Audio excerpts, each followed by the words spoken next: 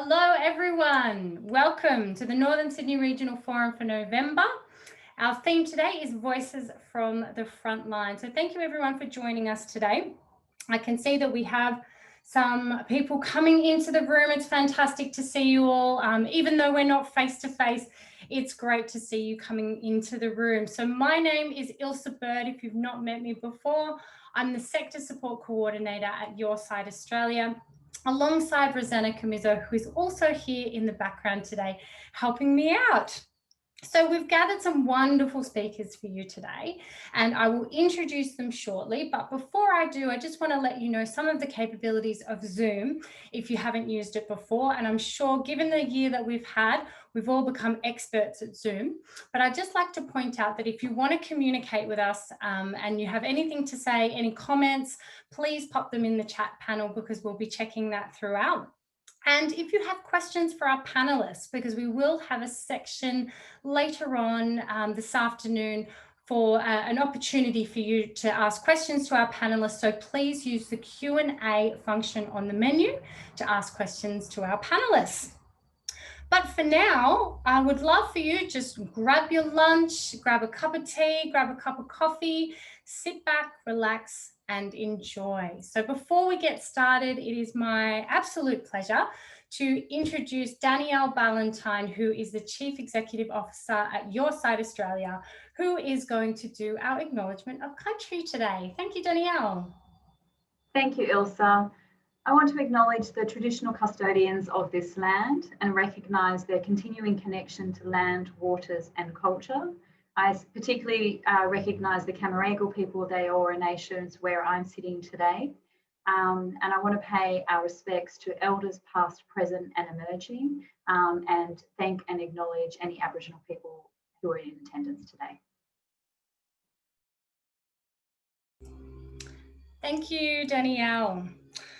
So what a year we have had, everyone. On behalf of our sector support team, I'd like to commend you and your organisations for the hard work and dedication that you've put through in a year that wasn't easy for any of us. So well done, you've made it almost to the end of 2020.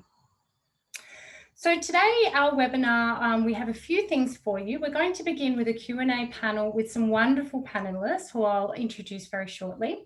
Then you'll have an opportunity to actually ask some questions yourself. So please make sure you're putting your questions through the Q&A panel throughout.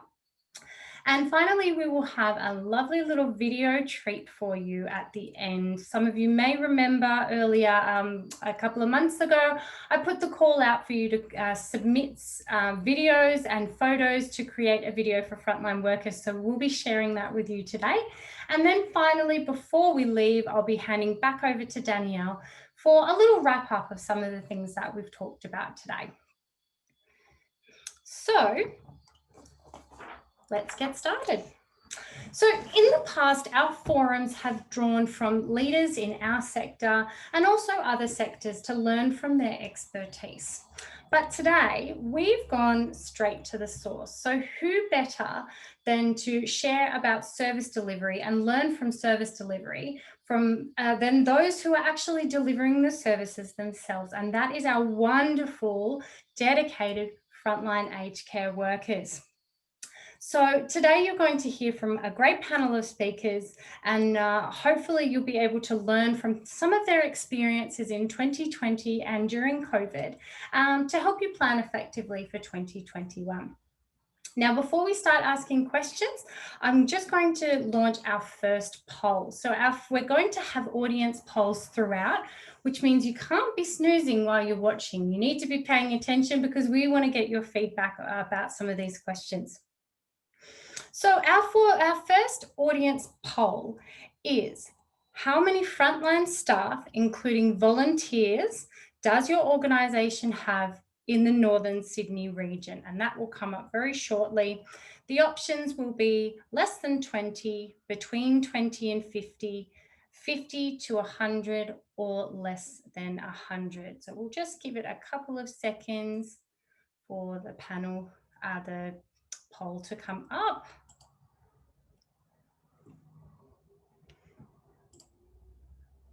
Okay. Panelists, Okay, there we go. There it is. So if you just pop in your answer there, how many frontline staff, including volunteers, does your organisation have in the Northern Sydney region? While you're doing that, I'm going to introduce our lovely panellists who are with us today. Mudu primarily works with people living with dementia and has been a frontline worker for 5 years. So welcome, Mudu. Thank you for joining us. Kathleen has been a support worker for 3 years and has a background as a preschool teacher. So welcome, Kathleen. Thank you for joining us today. And finally, and definitely not the least of the bunch, Fiona has been a support coordinator for 5 years and also has a background in music and drama teaching. We love those teachers. My background's teaching as well. We thank you to the teachers who've come over to aged care. We love that. Now, I believe our poll is finished here, so we'll just share the results now so you can have a look. Okay, so we've got 33% have more than 100, 33% have between 50 and 100, 7%, have between 20 and 50, and we have less than 20, it's 26%. Okay, thank you for the poll. So let's get started and get straight stuck into our questions. So our first questions will be related to experiences during COVID. So Mudu, I'm going to direct this first question at you. So just a reminder to unmute yourself. So Mudu, during COVID, what challenges were created for service delivery and what adjustments were made to balance the needs of your clients?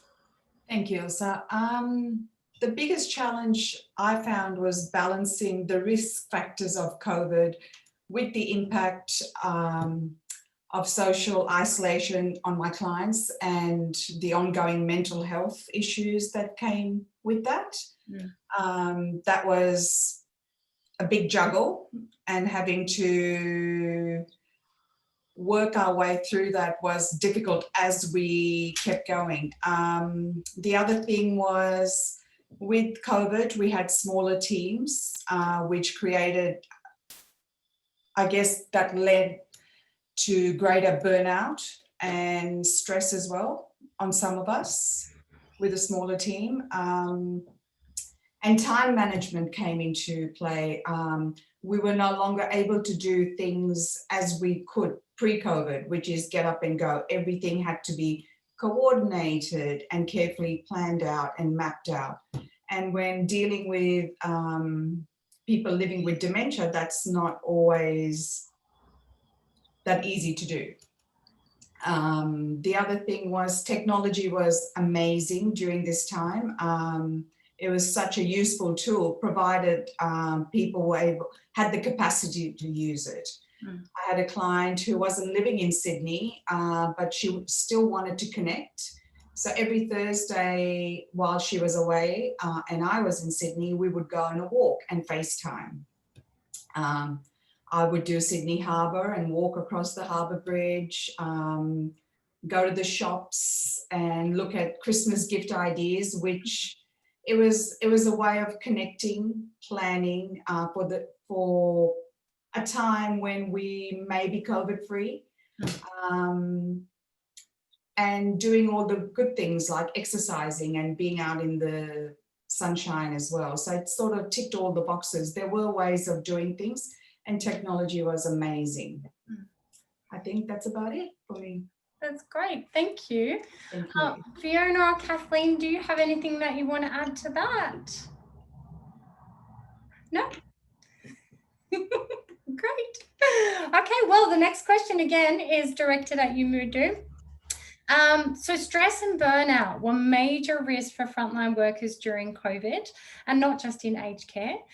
What were some of the strategies that you personally put in place to manage your mental and emotional well-being? For me, it was self-care and whatever that meant to me, walking with my puppy, having long baths, lighting candles, doing whatever made me feel good, and not stressing about the small stuff. I guess that was very important. And for me, being able to connect with people. either by email or picking up a phone. I was very fortunate. We have a lovely care manager at my organisation who was taking my calls the entire time. Poor thing. I felt for her, but she was amazing and she knows who she is. Yeah, just having that connection as well with people and knowing that there is support for me at the other end, that was vital for me. Yeah, absolutely. I think support during that time is really key for our frontline workers and all of our office staff and our volunteers and our clients and everybody. You know, if you have a solid support network around you, it really helps with mental and emotional well-being. So thank you for sharing that, Mudu. Ladies, did you have anything you wanted to add to that? I think that Madhu has pretty well encapsulated, you know, everything. That was a great response. Yeah, I agree. Great. Okay, well, we're moving on to the next question, and Fiona, that's you, so you can leave your microphone on. So our next question is, every organisation was unprepared to cope with a global pandemic. And we're not just talking about in aged care, everyone was unprepared. But what's one lesson that you have learned during COVID?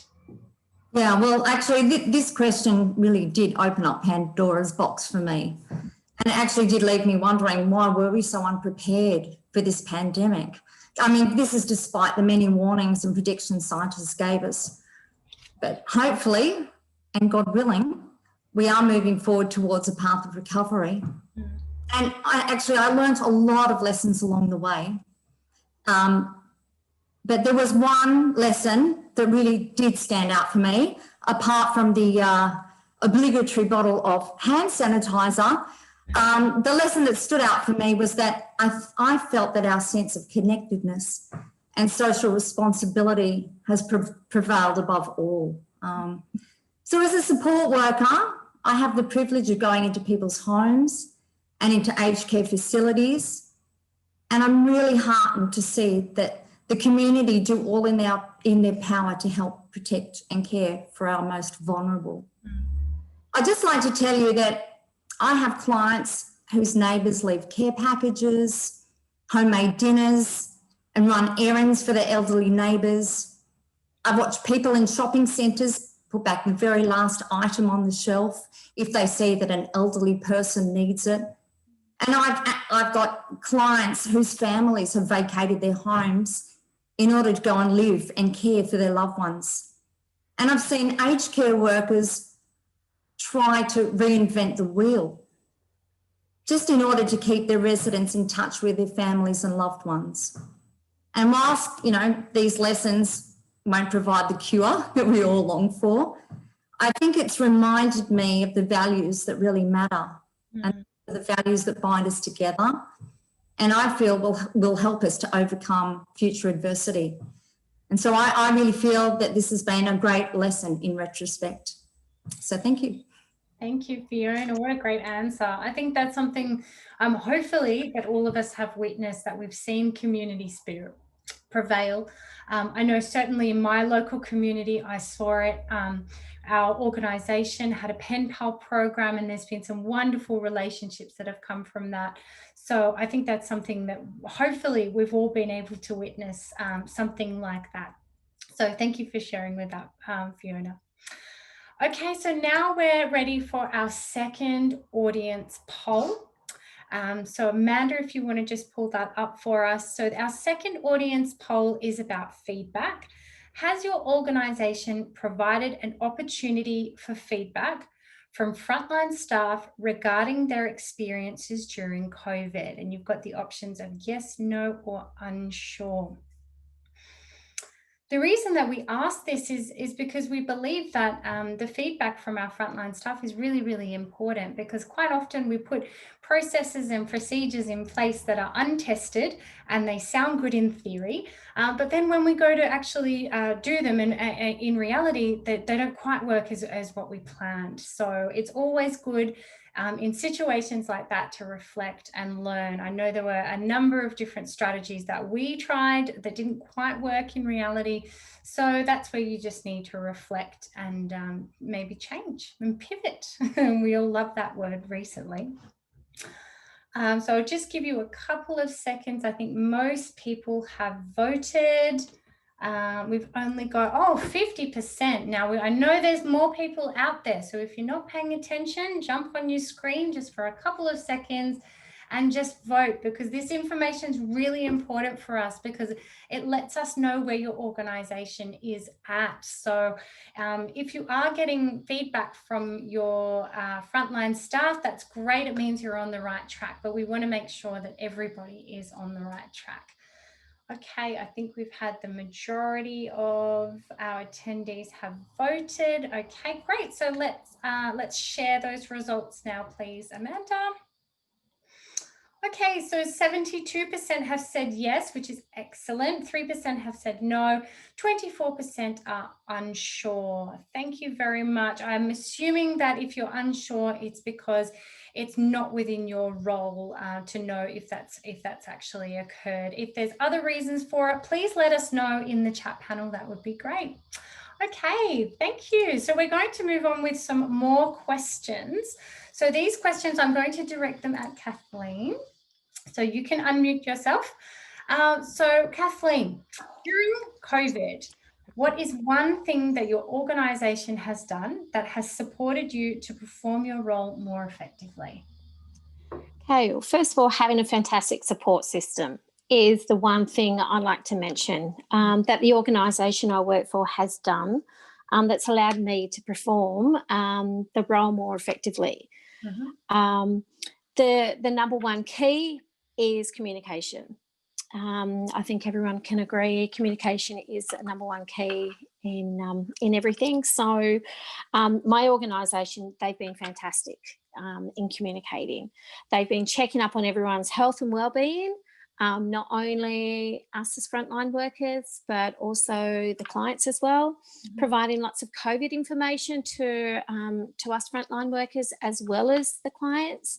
And they've also been sending the information to us as well too. So if the clients haven't received that information, we can sit down and go through it with them as well. Training, supplying PPE.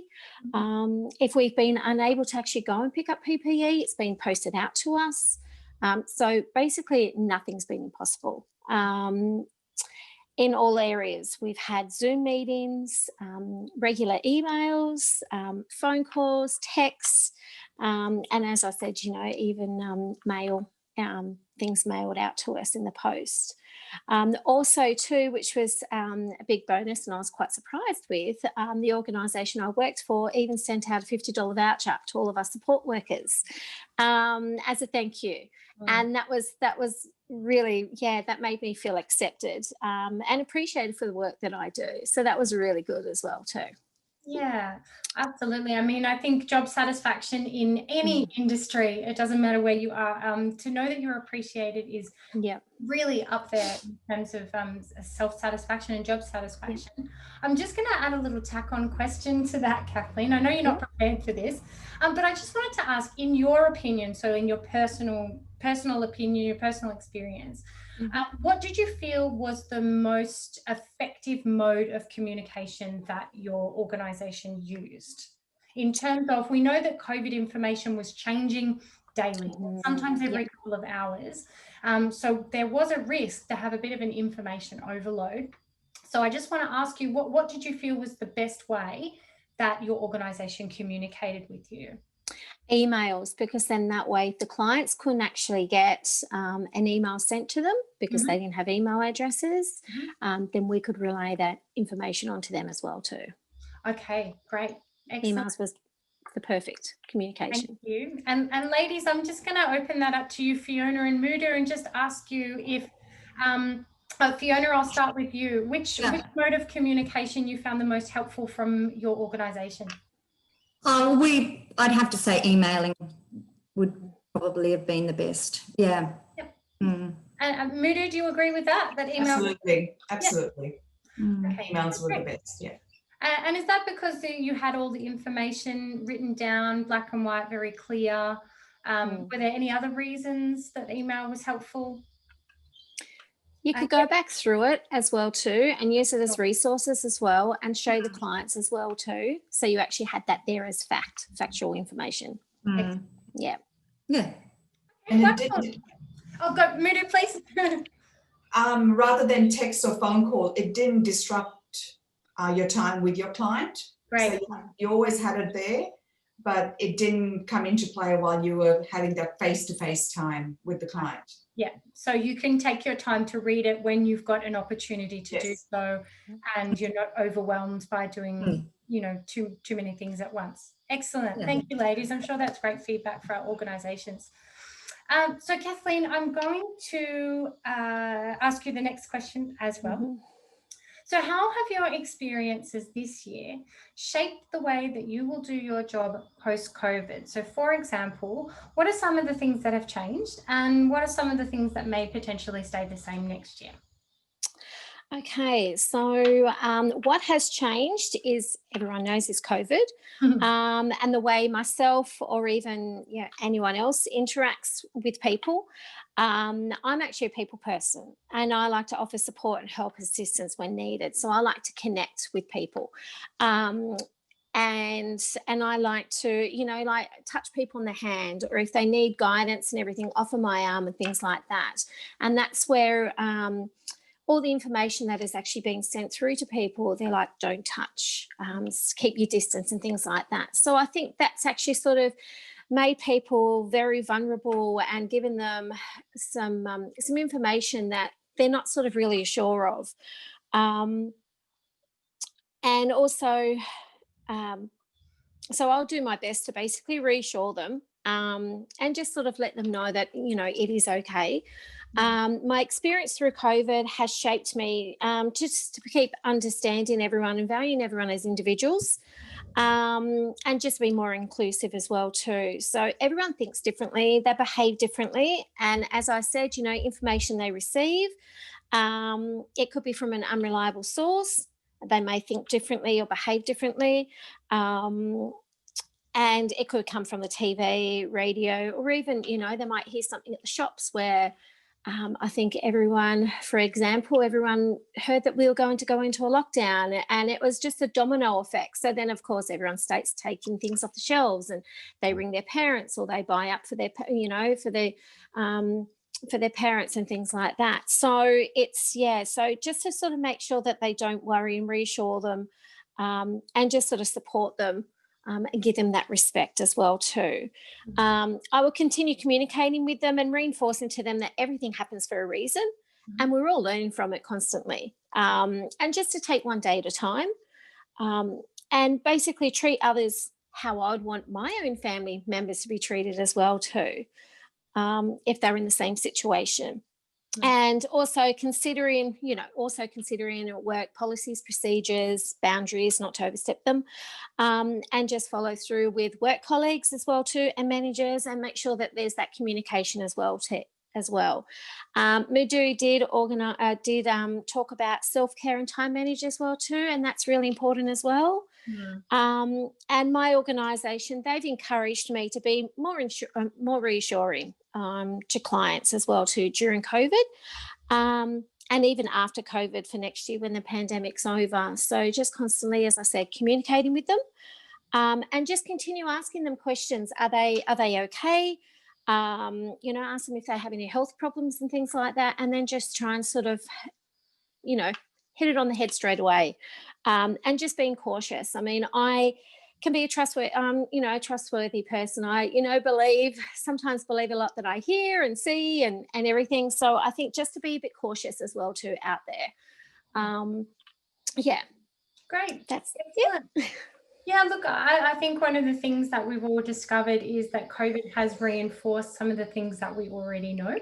Like you said, that communication is really important. The way that we interact with our clients and that reassurance, and certainly more during this time, we focus more on how we can get people connected, how we can reassure them, looking at digital literacy and media literacy to make sure that they're looking for information in the right places that are accurate and reliable. Those are things that we already knew, but over this last year, those things have become much more important and much more front and center in our faces. So it's good that we've learnt some of those lessons. Now, ladies, did you have anything that you would like to add to Kathleen's answer, Fiona? No, I think that you really answered that really well. The things that I do use as a means of communication with some of my clients is music, and so whilst we're not, I can't be as hands-on with them. We can listen to music, or we can sing to each other, and it's another way of connecting, which I find to be useful, that I hope to take forward with me more. That's right, and I think Mudu answered before, that we've got to find some creative ways of how we used to do things. We may have taken clients shopping and taken them to see Christmas decorations, or to plan their Christmas shopping, but that may not be be able to happen. So we can do that using technology, but we have had to innovate and find creative ways to do something. Kathleen, did you want to add? Also too, yeah, Fiona was talking about the hand sanitizer. Now, I think a lot of our clients are maybe from old school, and also having the teaching background as well too. We're like, a little bit of germs don't hurt. But now we're actually stepping back, and we're actually going backwards now. We're clean, everything has to be clean. Even your hands, you have to hand sanitize. So a little bit of germs can be harmful. So that's another thing that you have to sort of change as well too. Absolutely, and I think that's another thing that our hygiene as frontline workers and the way that our clinical care has definitely changed. Thank you. Okay. Thank you. We're going to look at our final poll for today for our audience. So our final poll 3 is: has your organisation recruited staff from other sectors or industries during COVID? So yes, no, or unsure. Now, if you do select yes, we would love to know where you've recruited from. So if you just pop an answer into the chat panel to let us know where you've recruited from outside of the aged care sector. Was it from disability? Did you find someone who used to work in travel or hospitality who wasn't able to do their job during lockdown? Let us know. Let us know where they've come from. Recruited from the travel industry. Thank you. Thank you, Nicole. Excellent. Any other comments about from where? Travel or tour industry? Great. Thank you, Maria. Excellent. Travel industry. Yep. Great. Thank you, Danielle. Hospitality industry. Fantastic. Yeah, a lot of these places, travel and particularly hospitality were really impacted, and a lot of people lost their jobs, as we know, and were looking for work. So why not grab them and bring them into aged care? Alex, I'm new to this role and come from disability. Fantastic. Well done, and thank you. Welcome to aged care. Okay, I think we've got the majority of our members have voted. I'll just give you a couple more seconds just to let you finally pop your vote in. Okay, great. Okay, fabulous. Thank you. Let's share the results of that poll. Fantastic. Okay, so 44% have recruited from outside of our sector. So please make sure, if you answered yes, let us know in the chat panel where you found those lovely staff from. 41% did not recruit from other sectors. I'm assuming that meant that you recruited from our sector or you didn't recruit at all. Either way, let us know in the chat panel. And then 16% were unsure. Okay, great. Thank you. And now let's move on. So now we're into our final section of questions for our panel. Now we've looked at COVID and we've reflected on 2020 as the year that's just almost gone. We're going to look forward into 2021. So Mudu, I'm going to direct this question at you. So tell me, what advice would you give to organisations when recruiting staff regarding role expectations? This is a big one.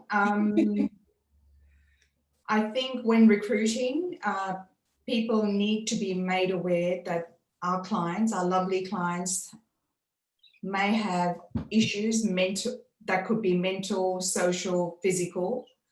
and that the priority is to provide person-centered care. And I think that's the fundamental belief or trait one should have going forward if you're going to stay in this space. We need to be able to problem solve as we go. We wear many hats. Yes. Many hats. And be made to be aware that sometimes working in this space can be lonely and isolating, especially when you don't have a team of people around you. I'm just going to read this bit. In my experience, I have found we often do things without others being made aware, and a lot of times without recognition and acknowledgement. And people coming into this space should be made aware of that as well. And lastly, we advocate for our clients, and at times we are their friends. We're providing emotional support, and at times we're partners, part psychologists, part dietitians, spiritual guide, while trying to maintain a professional boundary as well. So it's quite tricky. It's not for everybody. We have to get the right people in this space, who are willing to give 200%, I guess. Yeah. I think that's all I can think of at the moment. What a fantastic answer, Mudu. It's so true, because I think we can have, a role description, a list of responsibilities and tasks that we do. But as a frontline worker, there is so much more to your job and to your role than just what you do on a day-to-day basis for your clients. So thank you for sharing that with us. Now, does anybody have anything else to add? Fiona, you look like you've got something to say. No, I was just really listening to what you were saying, Madhu, and I agree, absolutely. You've really hit the nail on the head there. Kathleen? Yes, you have. We do exceed, over and over and over again, offering them all the extra support we can by, making sure we don't overstep those boundaries as well. I know one aged care client that I supported, he also said to me that he, he sometimes looked at me as a granddaughter. Every time I'd go in, he'd go, oh, there's chocolates in the cupboard, there's ice cream in the freezer, help yourself. I'm like, no, I'm here to, help you, but, thank you very much. So I think they do see us as a friend, as well too. Yeah, that's right. There's so much more to the role than just taking them shopping or changing their sheets or whatever it is that you're actually doing in your role. There is so much more to that. So thank you. Okay, we're going to move on to the next question. Fiona, I'm going to direct this question at you. So ladies, I'll ask you to mute your microphones for me. So what are some of the changes that you would like to see in the future of the aged care sector that would improve your job satisfaction? I just realized I've mixed the questions around, but do you want to answer that one first for me? I will answer whichever question you fire at me. Wonderful. Okay. Well, there is no doubting that the aged care sector is facing significant challenges. Change, I think, is very much needed. One of the biggest challenges that I see is attracting and retaining highly skilled and committed staff. My colleagues who do stay tell me that they do so out of a sense of obligation to their clients. However, we do know, and it has been widely documented, that this is an industry that underpays and undervalues its staff. And unfortunately, our wages do not reflect the complex social, emotional, or physical nature of our work. And nor do I feel it doesn't value the importance of caring for our most vulnerable citizens. And so I feel being recognised and rewarded for the level of skill and talent that I bring to my work would help improve my job satisfaction immeasurably. Another change that I would like to see is the implementation of career pathways. I think opportunities to advance into specialised roles within the industry would give workers like myself, who are passionate about the industry, the incentive to further their knowledge. Surely the aged care sector and related government bodies can see the benefits of encouraging professional development in what I feel is one of the fastest growing industries. And the last change that I will mention is the amount of work-related training we have to self-fund in order to keep our jobs. In an industry where the wages are already low, having to pay for our own training is just another disincentive. And so the way that I see it is we shall all be in need of aged care one day. I'm wondering whether we're liking the images that we see. So to ensure a high level of care, I believe it's important to enjoy our work and feel valued by the sector, and that the sector offers equitable remuneration and appropriate career paths. Thank you. Thank you, Fiona. Thank you. That's a very candid and very honest answer, and we appreciate that from you. Thank you. Ladies, did either of you have anything that you would like to add? Mudu, please. Totally agree, Fiona. Thank you. You're welcome. And look, Thank you for being our voice. yeah, and this is the whole point. I think, Fiona, you've really hit the nail on the head as to why we have you here today. It is because you guys are the voices from the front line, and there is sometimes a bit of disconnect between what's happening in the front line, what's happening in organisations, and then also what's happening at government level as well, as whether it's state or Commonwealth. And we really need to see some of this feedback going up the line, I think. So we are here to hear your voices today, ladies. So thank you so much for sharing with us. Now, our final question for the day. Fiona, I'm going to go back to you with this, and we're going to end with this question from our panel, and then we're going to go into the audience Q&A. So if you could give your manager one piece of advice for 2021, what would it be? Well, this is a delicate question. And I'd like to start with a quote that I found that says that good care starts with the culture of the organisation, and that has to start at the top. Well said. And whilst I agree with this quote, I've got to say that I don't always see it in the aged care industry. I feel that due to the remoteness of my work, and as Madhu has definitely touched on, I do have to work independently. And so I do have little contact with management. I do, however, have regular contact with the person that coordinates my schedules and liaises with my clients. But apart from that, there is little contact with management.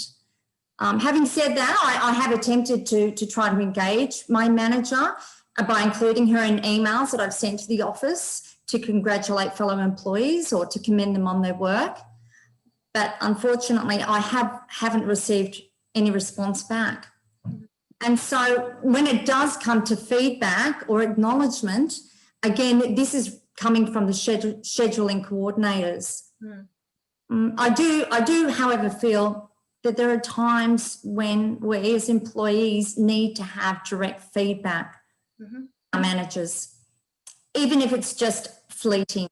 Any kind of feedback or acknowledgement in what can be a very difficult and emotional industry goes a long way. And I also feel that having that direct communication helps to retain staff and improve the culture of the workplace. So if I could give my manager any piece of advice, it would be just to check in with your staff, get to know them, and help them to feel that they're not just another number, but a valued member of the organisation. So that was my advice. Thank you, Fiona.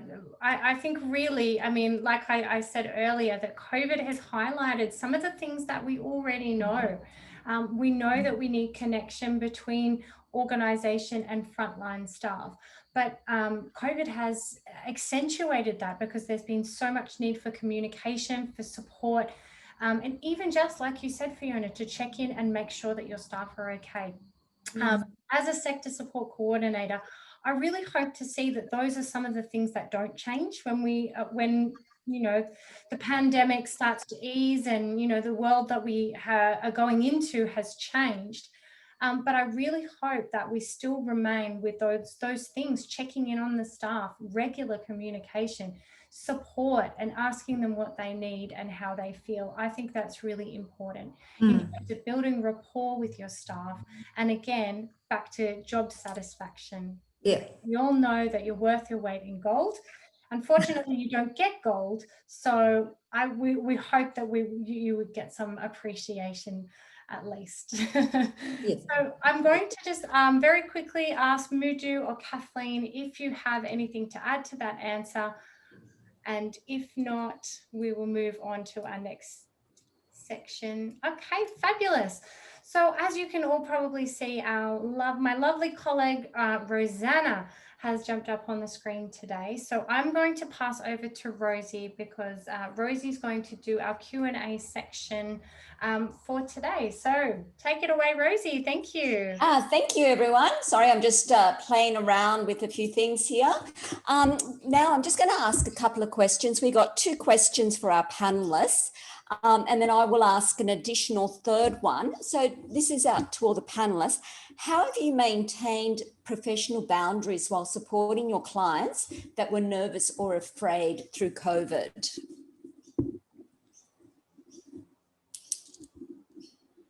So Mudu, I'll just pass it on to all 3 of you. Mudu, would you like to respond to that?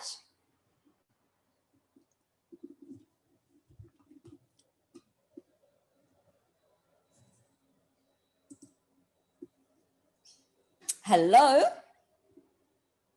Can you hear me? Yes, Mudu. One of the greatest challenges for me this year personally has been not being able to be physical with the person, whether it is touching the shoulder, holding the hand, simple things like that.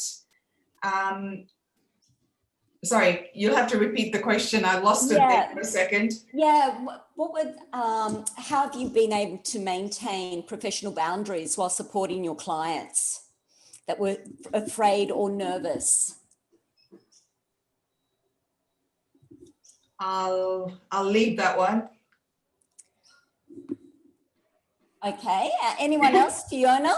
Yeah, sure. Well, again, I think it's just, encouraging your clientele, making them feel like, you're hearing their concerns. I guess just trying to reassure them, taking any of the concerns or nervousness, taking it on board and really reassuring them that their concerns are serious, and that you do acknowledge that. But again, it's just reinsurance and making your clients feel that you are with them 100%. And Kathleen, have you got anything to add to that? I've just got, communicating and talking to them, respecting their right and what they actually say, and just reassuring them as well too. Fantastic. Listening. And what are your favourite parts of the role that you undertake at the moment or throughout the year? What's been the favourite part of your job? For me, it's been making a difference in somebody's life, I guess. And sometimes without them being aware of it, just doing simple things to better their life on a daily basis. I think that's been wonderful for me. Fantastic, because it's about you getting appreciation, but also knowing that you're doing something to assist somebody else. Yes, correct. Fiona? Yeah. Well, look, one of the things that I absolutely love about my work is getting to know people, and working in the aged care sector means that you get to meet people who have a lot of experience and a lot of knowledge to pass on. I meet the most extraordinary people and I hear the most extraordinary tales that really, I think, lift me up and inspire me to be a better person. So I value it very much. It's very much a two-way street. When you're giving so much from the heart, you always get back more than you give. Yeah, definitely. And Kathleen, what's your Mine's favourite just part? talking to them. I mean, I'm a chatterbox as it is now, so Yeah. talking to them about their life experiences, like Fiona said, they can be very knowledgeable. Yeah. And just, I mean, I'm a history person. I love talking about history, so sharing a history with them as well too, them sharing their history, and just sharing our stories and them giving advice, and sort of giving them a bit of advice as well too. Because they might be old school, so there might be some remedies that they might have, been taught, and then, not heard about new remedies and things like that because of the, because there might be those blockages with the internet, so they might not look at the internet, things like that, and there could be new remedies around as well too. Yeah, so it's about establishing a relationship that goes beyond you're the carer and you're going there to give them a service. And the final question before I hand it back to Ilsa is, this year's been a challenge for all of us. And it's when we're being challenged and we're pushed to our extreme is when we learn things about ourselves that we didn't know. And there's always, I'd like to believe that there's always a silver lining in adversity, where we're pushed to our limits. So what is it about 2020 that you've come to learn about yourself that you would like to share, and that you'd like to share with everyone that's listening, and that you feel is a positive moving forward and has been a benefit of 2020? Fiona? Yeah, well, I think it goes back to the first question that I had. Definitely, I think that's the thing for me that's come out of this is that sense of connectedness that we have, working together. Yes, adversity does bring out either the best or the worst. Yes. And I'd like to think that I try and look for the best. And so I think that resilience and connectedness and that sense of, I guess, just being there for each other. And that's the thing that I think that's really, really helped to get us through this year. So that's certainly something that's in the forefront of my mind. So when you think back to 2020, for you, it will be that you've developed or increased your resilience, but also that you were able to connect more with individuals than you had previously. Would that be correct? Yeah, yes. I mean, yes. I think in some ways, I mean, I think that my connection with people has always sort of been a very, very, something that I do well, and it's a strong quality that I have. But I found different ways of doing it. Fantastic. That's been the key. Fantastic. Thank you very much. And Mudu, what were the things that you learnt about yourself in 2020 that you see as a positive moving forward? Accepting that things are not within my control all the time. I think that was a big learning curve for me for 2020. Yeah. And that I cannot problem solve everything. Yes. There are so many things out of one's control, and evolving in whatever shape of, for me, it was letting go of certain things as well. And I think that will, going forward, that will make me, more open to things. Fantastic. So very much a year of surrender and patience, I think, for a lot of us this year. I agree. Yeah. And Kathleen? Yep, I like Madhu's answer, exactly the same. Yeah, not being able to have control over things and not being able to problem solve. But I do know from client feedback that I've actually received, just being happy, energetic, being a good listener, communicating, and sometimes just going above and beyond as well too, without overstepping those boundaries as well. Fantastic. Thank you very much, all three of you. I think it's really important, and this is a message for all of us, that we always look back at adversity and we look at what is the positives out of it that I have learned or grown, or I can take from this situation moving forward. So thank you, all three of you, and I'll hand it back to Ilsa now. Thank you, Rosie. Thank you. And thank you, ladies, as well, for your answers to those questions. Now, if you do, talking to our audience, if you do have any more questions that you would like to submit to our panelists that you maybe think of when we finish today, please feel free to get in contact with sector support, and we can pass those on to our panelists and then return the answers into our package with the recording and our blog post and things like that, so we can pop the answers up on our website for you. Okay, now we're running very ahead of schedule, so you're all going to get an early mark. But before we do, I just ask you to hang around for another 10 minutes because we have a couple of special things to share with you this afternoon. So we have a treat for you all.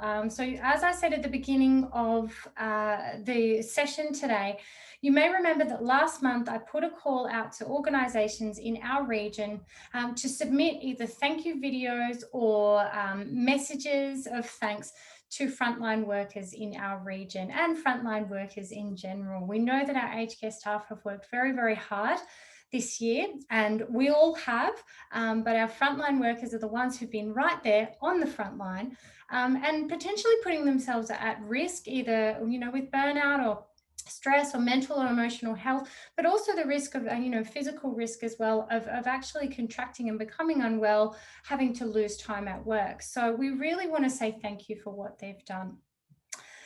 So this video is to say thank you to all of our frontline workers, including our volunteers, because we can't forget our volunteers. They're wonderful. So please sit back and enjoy.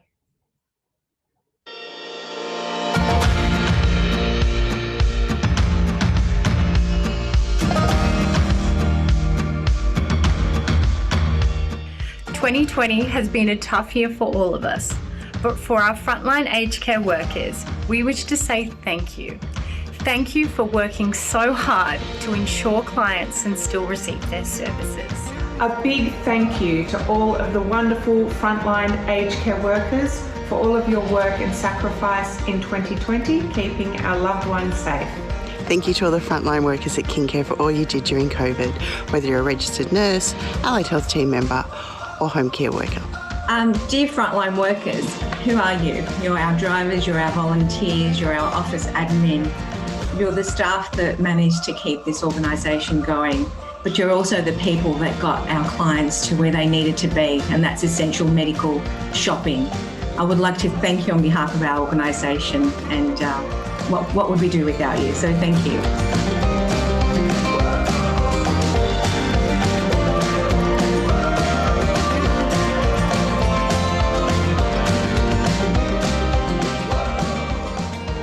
I'm Helen from Hornsby-Ku-ring-gai Community Transport. I think it was Gandhi who said, your beliefs became your thoughts became your words became your actions become habit are your values, and your values become your destiny.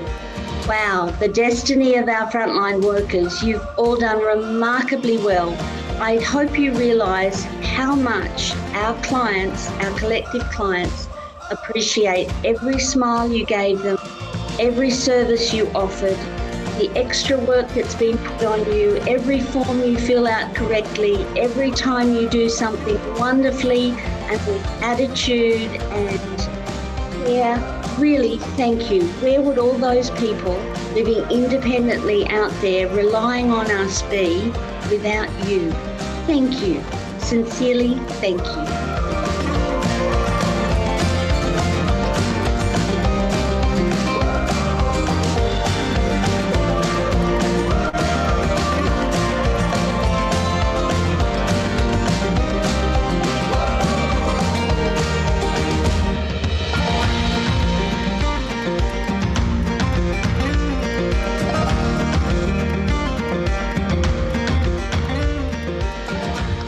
give a big shout out to all the volunteer and paid drivers of community transport organisations out there. In particular, I'd like to mention Strider Community Transport.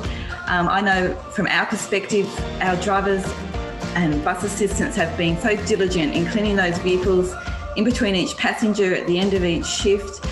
They've gone that extra mile just to make sure that those vehicles are clean. We've been an essential service provider, so we've kept on going even through the worst of the pandemic. And they've done an amazing job, our frontline workers.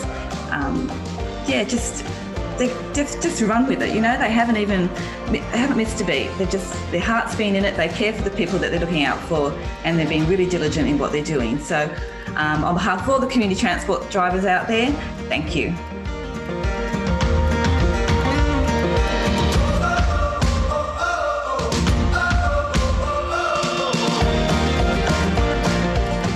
Hi, I'm Thomas from Coasset. I'd just like to send a special message to all our frontline and care staff for providing much needed support, assistance and care to the older Italian community during the height of the pandemic. Thank you. Hi, this is Michelle Monahan from KingCare. I just wanted to say a massive thank you to our home care workers and frontline workers. You do an amazing job and we're forever grateful for the work that you're doing for our community. Thank you.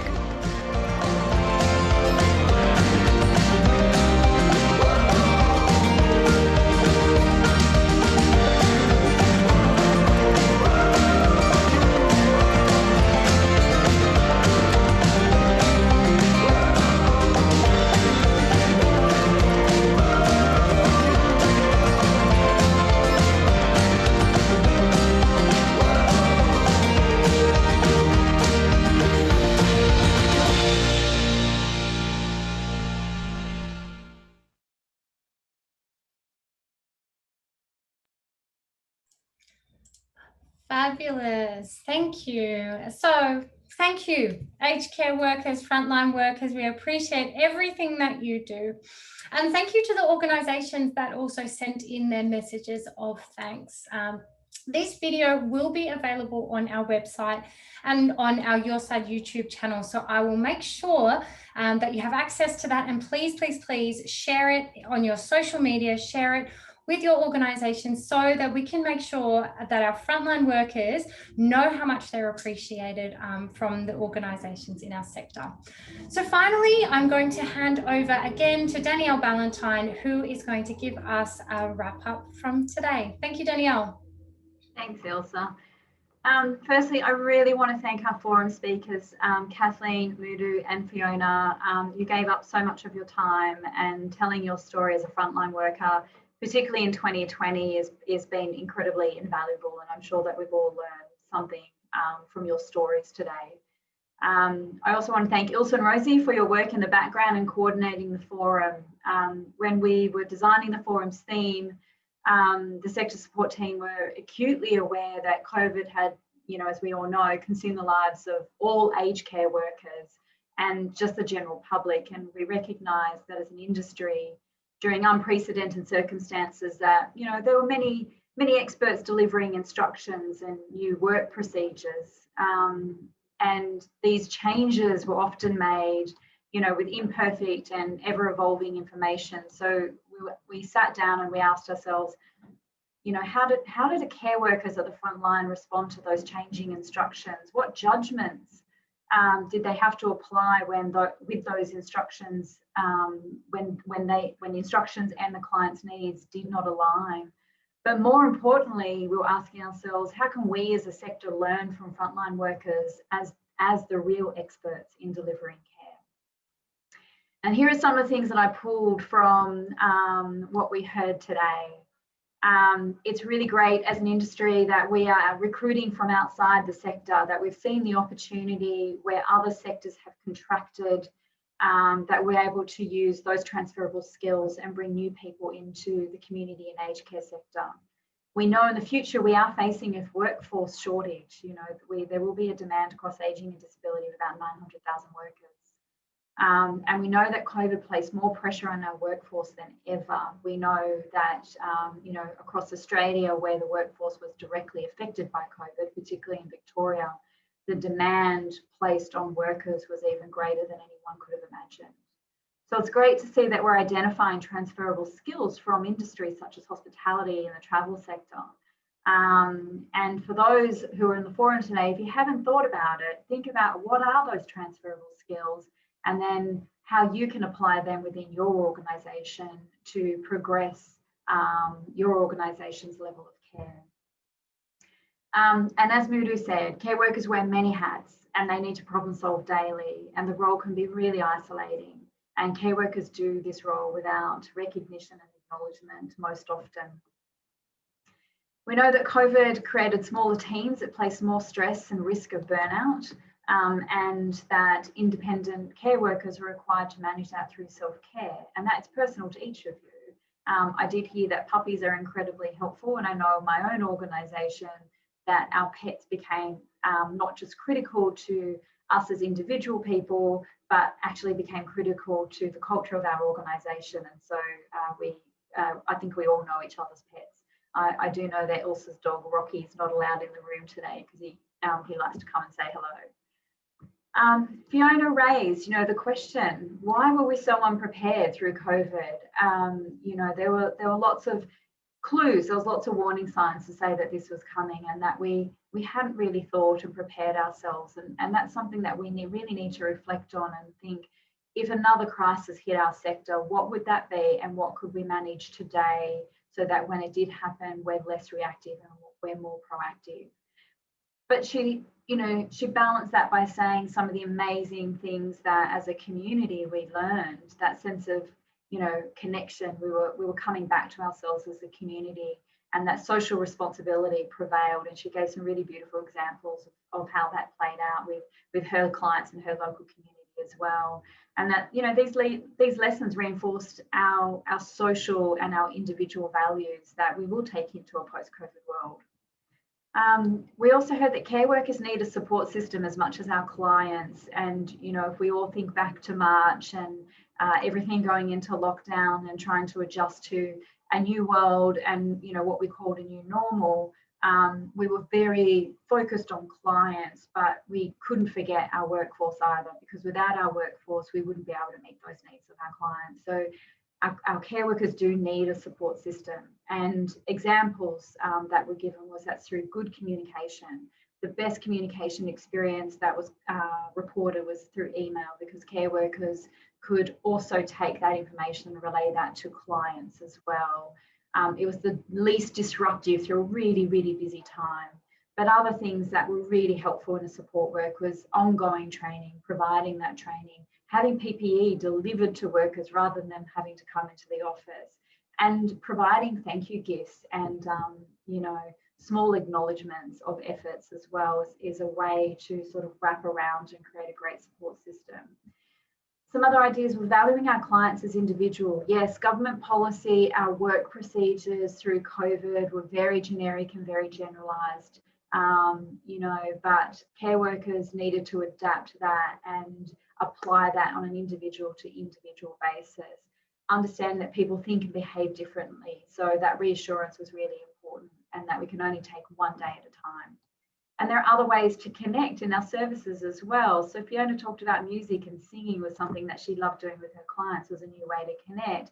While Mudu spoke about FaceTime while shopping or walking, and using the technology and bringing the outside in for clients.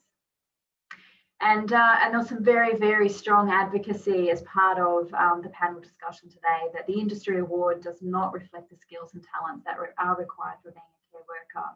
And that as an industry, it is incumbent upon us to create career pathways and incentivise people to develop skills. Where there are self-funded training requirements within a limited hourly rate, that's incredibly constraining to our workforce. And that, today we know that we will all be in need of aged care at some point in the future, and this is the sector that we want caring for us, and start building that aged care today.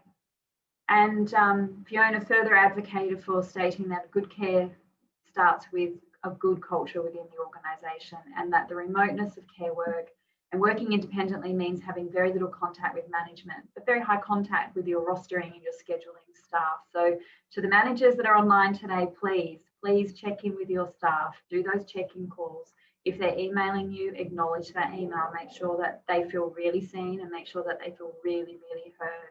And as we said, you know, small acknowledgements, small gifts, even a thank you makes such a big difference, and part of the reason why we've actually held this forum today. We know that aged care frontline workers were in a constant state of relearning and supporting clients through such extraordinary uncertainty. And we have all been witness to our staff turning up to deliver care despite also feeling really anxious and unsure and incredibly tired. And we want to thank you for your commitment to care, demonstrating that care work is more than a job. It is actually a vocation. And our three panelists today, I think, have really demonstrated their commitment to that vocation. Particularly through some amazing skill sets, you know, teaching, being a chatterbox, being really affectionate, those sorts of things. It is so much more than a job. And I want to also thank you, the managers and team leaders and supervisors. I acknowledge it's not an easy decision to send your staff out to an uncertain world. And sometimes it's really scary, and I experienced that myself. And as managers, you carry that pressure on your shoulders, ensuring that care staff and clients are also safe. But I do want to reinforce to our care workers and that your sector is behind you all the way. Thank you. Thank you, Danielle. So beautifully said. All of those things that wrapped up the forum so nicely. I want to thank again our forum panel. Ladies, I know you've taken time out of your own day. You're not working today. This is your personal time. So thank you so much. We really appreciate you being here today and sharing your experiences and your stories from 2020 and how we can have a better 2021. To our audience, I would love to encourage you to sign up to our e-bulletin if you have not already. We send out monthly updates about the sector. We have information about events, sector support activities and initiatives, and things outside of our organisation as well that are happening within the sector. So if you grab your smartphone, there's a QR code on the screen right now. Just pop your smartphone or smart device camera onto that QR code and it will take you to the e-bulletin sign up form. We'd love to have you on there. There's some great information. We have original resources and updates about the Royal Commission. It's really interesting stuff. And of course, we send out reminders about the department information as well.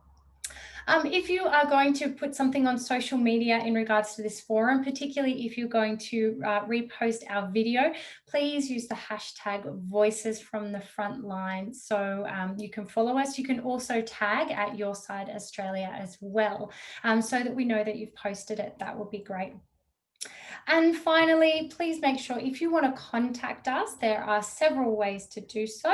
As you can see on the screen, you can give us a call, you can drop us an email or jump on our website to find some of our original resources and posts. As I've mentioned, we will be sending out a recording of today's forum as well as a blog post, and we will send you some information about where to find that forum video. At the end of the forum, you will be redirected to an evaluation form. So please give us some feedback. It's always really important for Rosie and I to know if you're enjoying our activities so we can plan for the future. So thank you, everybody. Thank you, Your Side staff, for helping us put this on today. Thank you, Rosie, Danielle, Amanda, who's in the background, and also Abby Edwards for helping me put together the video. So I hope you enjoy the rest of 2020. I hope you get some rest over the holiday periods, but we will see you all in 2021. So thank you.